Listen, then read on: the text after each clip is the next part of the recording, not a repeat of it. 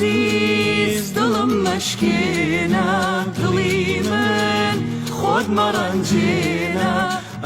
عزیز دلم مشکینه دلی من خود مرنجینه خودتو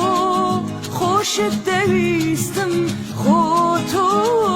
خوشت دویستم چون علی واسم لبینه چون علی واسم لبینه سالانیه که خوشمیستوی بارو از تو سازم میستوی سالانیه که خوشمیستوی بارو